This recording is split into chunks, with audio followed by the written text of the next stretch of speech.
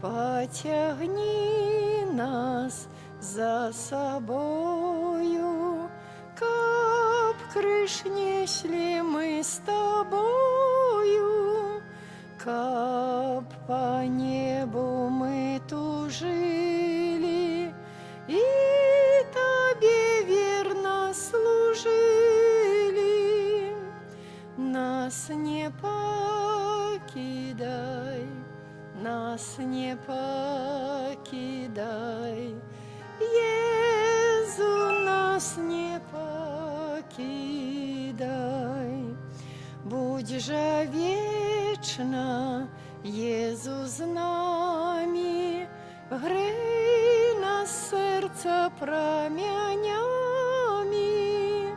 выбачай нам нашу слабость, подари небесную радость.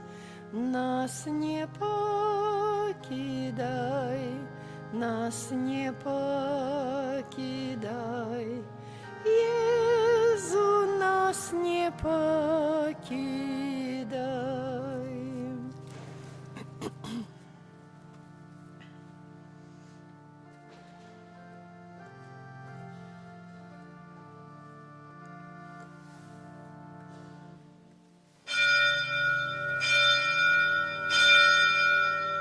Сердца Христова, милость горяча, да Тебе мольбы наши несем.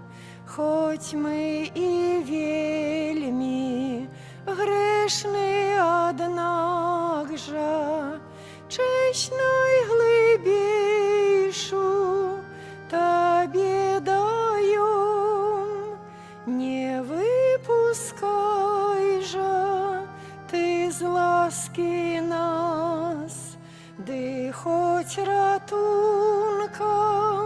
у кожний час.